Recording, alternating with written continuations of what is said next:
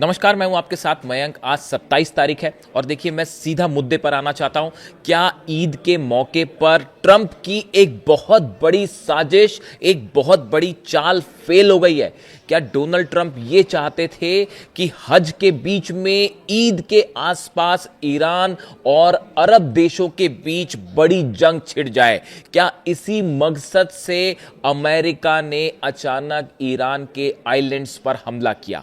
कल जो ये हमले हुए, आप देखें, ये जो हमले हुए ईरान पर, टॉमहॉक मिसाइल से हमले किए गए, F-35 जेट से हमले किए गए, जहाज़ों से हमले किए गए, इन हमलों को लेकर अब तमाम दुनिया के एक्सपर्ट्स ये समझने की कोशिश कर रहे हैं आखिर अमेरिका के इस हमले का असली मकसद क्या था। देखिए, जिस तरह से ये हमले हुए, कतर में ईरान का डेलीगेशन कतर पहुंचा हुआ है। वहां पर अब्बास अराक्ची मौजूद थे, गलीबाफ साहब मौजूद थे। वहां पर उनकी बात हो रही थी कतर के अधिकारियों से और इस तरह की खबरें आ रही थी कि कोई डील हो सकती है, इस तरह की बातें चल रही थी। इस बीच में अमेरिका का हमला करना, जिन लोकेशंस पर हमले किए गए, हॉर्मूज उसके आसपास, केशम आइलैंड पे, लारक आइलैंड पर, खार के आसपास भी हमले हुए हैं, इन लोकेशंस पर हमला और बिना वजह हमला करना, ये तीनों बातें बताती हैं कि इस हमले के पीछे एक बड़ी साजिश छिपी हुई थी। और देखिए, जो गौर करने वाली बात यह है, सबसे अहम बात, मैंने आज सुबह भी अपने वीडियो में इसका जिक्र किया था, इन हमलों के दौरान 3 अरब देशों के बेसिस का इस्तेमाल भी किया गया है, इस तरह की खबरें आ रही हैं।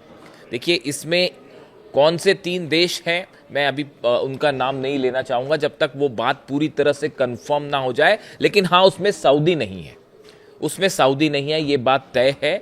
देखिए, जो खबरें हैं उसके मुताबिक अमेरिका की ये कोशिश थी, ये बात मैंने जो कि पहले भी एक वीडियो में इस बात की आशंका जाहिर की थी और हुआ भी बिल्कुल वैसे ही। अमेरिका की कोशिश ये थी कि अरब देशों के साथ, यूएई के साथ, सऊदी के साथ, बहरीन के साथ, जॉर्डन के साथ ईरान की जंग शुरू हो जाए और ये सब के सब देश जो हैं अब्राहम एकॉर्ड में शामिल हों, इजराइल को मान्यता प्रदान करें। ये एक बहुत बड़ा प्लान तैयार था और यह कोशिश की जा रही थी कि किसी तरह से ईरान उकसावे में आ जाए और ईरान हमला शुरू कर दे, लेकिन ईरान ने ऐसा नहीं किया। ईरान ने अमेरिका के और इजराइल के इन हमलों का जवाब अमेरिका को हॉर्मूज में दिया। देखिए, ये हमले जो हुए, इनका मुख्य जो लोकेशन थी बंदर अब्बास थी, इनकी लोकेशन लारेक आइलैंड था, केशम आइलैंड था, यहां पर धमाके किए गए। वो मेन लैंड्स पे उतने धमाके नहीं हुए तेहरान में या ईरान के दूसरे हिस्सों में, यानी इस पूरे मामले को हॉर्मूज के आसपास रखा गया।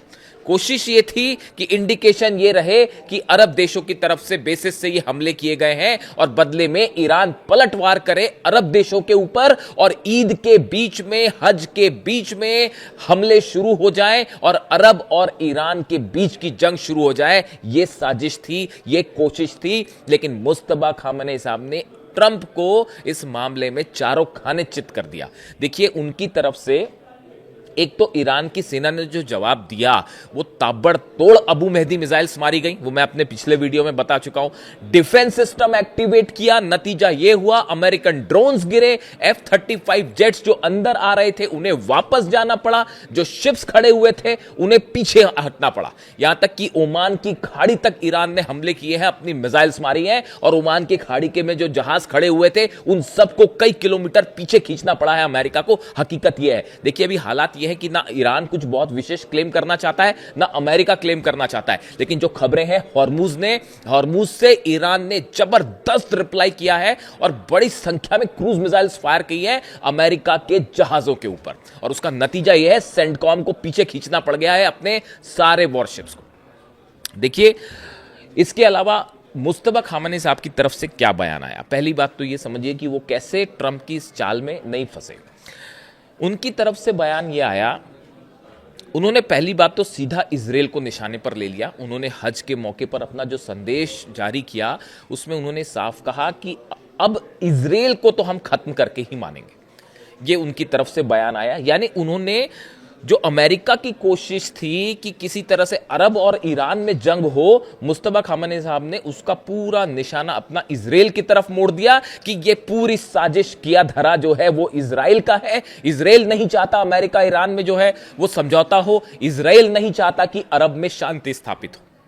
उन्होंने मेन विलेन बनाया इजराइल को और यह ऐलान कर दिया कि इजराइल को हम नक्शे से मिटा देंगे, इजराइल को हम खत्म करके मानेंगे। बात नंबर 1। बात नंबर 2, उन्होंने अमेरिका को जवाब दिया। उन्होंने कहा हमारी जो सबसे बड़ी पॉलिसी अब वो ये है कि मिडिल ईस्ट से अमेरिका को बाहर करना है। मिडिल ईस्ट में जितने बेसेस हैं इन सब बेसेस से अमेरिका को हटाया जाए, ये बेसेस बंद करवाए जाए। और तीसरी बड़ी बात जो उन्होंने कही, उन्होंने अपील की कि जितने मुस्लिम देश हैं वो एकजुट हो जाएं। ये मुस्तफा खामेनी साहब की तरफ से ऐलान में ये बात कही गई, उनके संदेश में ये बात कही गई। उन्होंने ये बात कहा कि असली दुश्मन यहां अमेरिका और इजराइल है और जितने मुस्लिम देश हैं इन्हें एकजुट होना चाहिए। इस तरह का संदेश मुस्तफा खामेनी साहब की तरफ से दिया गया, इसका बड़ा असर देखने को मिला। देखिए ये बिल्कुल वही बात है। अगर आप ध्यान से देखें, मैंने कई सारे वीडियोस अली खामेनी साहब के फॉलो किए हैं और उन्होंने अपनी कई भाषणों में इस बात को कहा, अपनी कई स्पीचेस में अली खामेनी साहब ने इस बात को कहा कि अमेरिका की तरफ से हमेशा कोशिश होती है अरब देशों को ईरान से लड़ाने की। आपस में जंग करवाइए, यहां के जो ऑयल है, मिनरल्स हैं, नेचुरल रिसोर्सेज हैं, इस पर अपना कब्जा जमाइए। यह कोशिश होती है अमेरिका की, ऐसा कहना था अली खामेनी साहब का। और उन्होंने हमेशा इस बात की अपील की कि जितने मुस्लिम देश हैं वो एकजुट रहें, फिलिस्तीन के मुद्दे पर एकजुट रहें। जहां जहां अमेरिकन हमले हुए हैं, इजराइल के हमले हुए हैं, उनका विरोध होना चाहिए और मिलकर एक्शन लिया जाए। ये बात हमेशा अली खामेनी साहब ने कही और अब वही बात बिल्कुल जो है मुस्तफा खामेनी भी कह रहे हैं। यानी आप देखिए जो चाल थी कि किसी तरह से इस हज के बीच में, आप देखिए करोड़ों जो मुसलमान हैं वो इस समय हज की यात्रा पर हैं, मक्का मदीना काबा में है। अब ऐसे हालात में पहली बात तो, हालांकि मुझे ये बात, मैं इस बात से कतई कन्विंस नहीं हूं कि अगर किसी तरह का हमला होता भी तो ईरान कभी भी अरब देशों के किसी भी रिलीजियस ठिकाने पर कभी ईरान हमला नहीं करेगा। कम से कम मैं तो इस बात को मानने को कतई तैयार नहीं हूं। किसी सूरत में ईरान जो है वो किसी मॉस्क को, किसी मक्का मदीना या ऐसी किसी जगह पर ईरान कभी हमला नहीं करेगा। देखिए ये अली खामेनी साहब के स्टैंडर्ड सेट किए हुए हैं, उनके ईमान है, ये उनके जो है सिद्धांत है और वो उससे ईरान कभी नीचे नहीं आएगा। इसलिए ये कोशिश ही अपने आप में बड़ी हैरान करने वाली थी कि अमेरिका, या अगर इस तरह की कोई कोशिश थी कि ईरान जो है वो किसी रिलीजियस प्लेस पर हमला कर देगा, ऐसा ईरान कभी नहीं करेगा। इस बात को आप लिख कर रख लीजिए। उसूलों वाला मुल्क है। अली खामेनी साहब ने 30 साल तक जो ईरान खड़ा किया वो अपने उसूलों पर चलता है, सिद्धांतों पर चलता है, बच्चों को मारता नहीं है और ना ही किसी मस्जिद पर और ऐसी जगह हमला करेगा। तो ये कतई नहीं होने वाला था। तो ये प्लान तो वहीं फेल हो गया था। और देखिए ये बात ईरान तुरंत समझ गया था, ये बात तो समझ में आ गई थी पहले ही। अली खामेनी साहब भी हमेशा इस बात को कह रहे थे कि ये लड़ाने की कोशिश है। तो ये जो हमले हुए बिना वजह, जिस तरह से हमले कर दिए गए अचानक से, अच्छा इससे एक बात और समझ जाइए आप, अगर अमेरिका वास्तव में यूरेनियम पर डील चाहता है, अगर अमेरिका वास्तव में न्यूक्लियर मामले को लेकर गंभीर होता, तो अमेरिका कभी बातचीत के बीच में हमला नहीं करता। आप देखिए कतर में खबरें इस तरह थी कि बातचीत हो रही है और गंभीरता के साथ बातचीत हो रही है, अरब देश कोशिश कर रहे थे, कतर भी कोशिश कर रहा था कि किसी तरह से कोई डील हो जाए। अगर अमेरिका इस मामले को लेकर गंभीर होता तो अमेरिका कतई बीच में ईरान पर हमला नहीं करता। हमला करने का मतलब यही है कि आप डील को लेकर गंभीर बिल्कुल नहीं है और आप पर विश्वास नहीं किया जा सकता। यही बात जो है मुस्तफा खामेनी कह रहे हैं, यही बात गलीबाफ साहब कह रहे हैं, यही बात जो है ईरान के विदेश मंत्री अब्बास अरागची साहब कह रहे हैं और यही बात जो है ईरान के IRGC के सेना प्रमुख अहमद वाहिदी साहब कह रहे हैं। हर शख्स ये बात कह रहा है कि आप पर विश्वास नहीं किया जा सकता। यानी आप देखिए दोनों स्तर पर जो ईरान ने जवाब दिया हॉर्मुज में, उसने उसको एस्केलेट नहीं किया। खबरें हैं इस तरह की कि अरब के 3 देशों के बेसिस का इस्तेमाल किया गया। बिल्कुल हो सकता है, इसमें कोई दो मत नहीं है, दो राय नहीं है। लेकिन मैं चाहता हूं ईरान की तरफ से ये बात बोली जाए या कुछ निकल के सामने आए तभी इस बात को बोली जाए। स्पेकुलेशन पे नहीं चल सकता मामला। लेकिन ये जरूर है कि आज की डेट में अगर कोई भी प्लेन कहीं से भी टेक ऑफ करेगा मिडिल ईस्ट के किसी भी ठिकाने से कोई भी जेट टेक ऑफ करेगा, उसकी लोकेशन चीन और रूस की तरफ से बाहर आई जाएगी। आज नहीं आएगी तो 5 दिन बाद आएगी कि कहां कहां से जेट्स ने टेक ऑफ किया था। लेकिन ईरान ने बड़ी समझदारी का परिचय दिया और बिल्कुल उसी रास्ते को अपनाया। देखिए, एक तो वॉर पे जहां पे जंग हो रही है, हॉर्मूज में जहां हमले हुए, वो हॉर्मूज में करारा जवाब दिया, नतीजा हुआ भागना पड़ गया, रिपर ड्रोन गिर गया। F-35 पर भी अटैक हुआ है, उस पर भी मिसाइल्स मारी गई हैं। अभी कोई कुछ नहीं कह रहा, कोई कुछ बयान देने को तैयार नहीं है कि वो जेट का क्या हुआ, F-35 बचा या गिर गया, अभी कोई कुछ नहीं बोल रहा है। अभी देखते जाइए आगे आगे क्या होता है। तो ये हालात, बाकी के भी सब वापस बयान। मिलिट्री एक्शन तो ईरान ने किया ही किया, जो हमला किया था उसका जवाब तुरंत दे दिया गया।